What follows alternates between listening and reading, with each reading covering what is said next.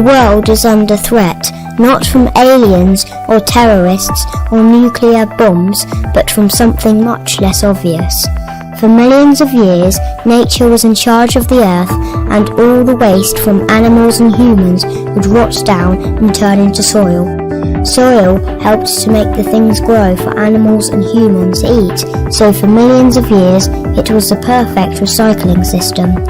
But then, just a few hundred years ago, humans started to make more and more things, so there was just too much for nature to cope with, and rubbish started to be a problem. This was bad enough, but around 1860, plastic was invented, and now almost everything we buy, cars, computers, toys and food, is either made from or wrapped in plastic of some kind. And plastic takes hundreds of years to decompose.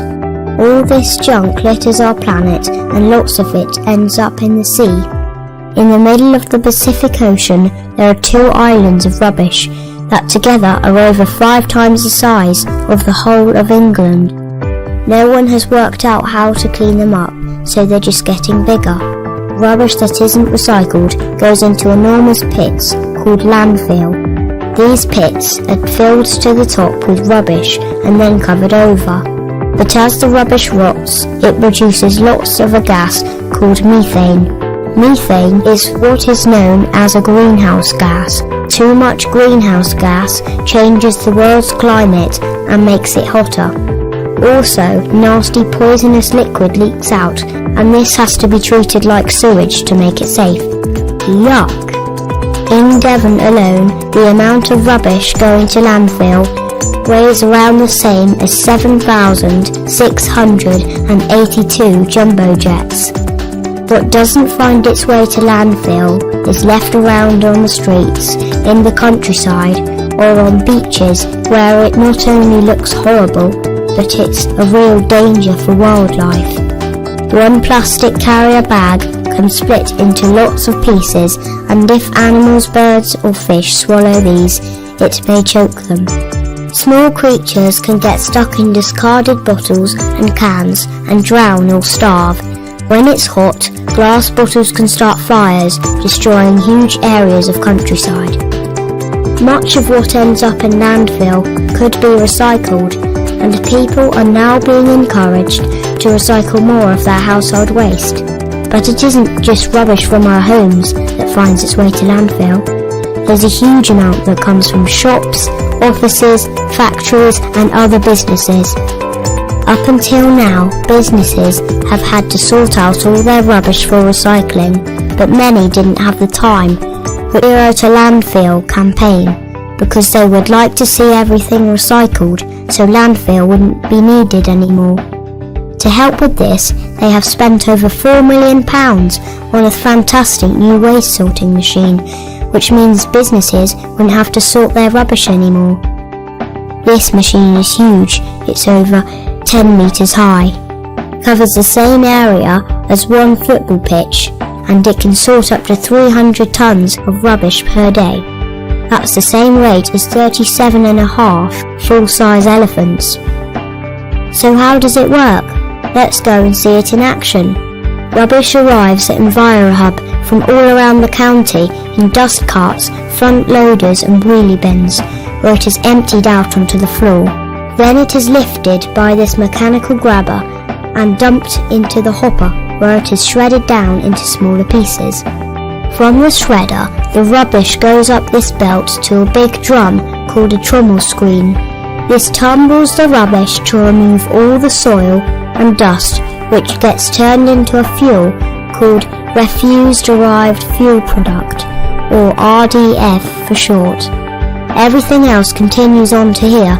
This is called a ballistic separator, and it walks everything upwards, but only the flat material makes it to the top. The 3-dimensional items can't manage the climb and fall back onto another line below. The flat stuff now falls onto a belt which goes under the first optical sorter. This is a line of small cameras that can recognise the different types of rubbish. This one is set to see soft plastic film, and when it sees them approaching, it triggers a jet of air which hits the item as it crosses the end of the belt, blowing it onto another belt behind. It's very fast, but watch closely and you'll see the plastic flying off.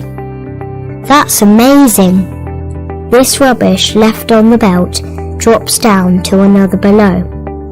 It then passes the second optical sorter, which is set to see all paper and card products.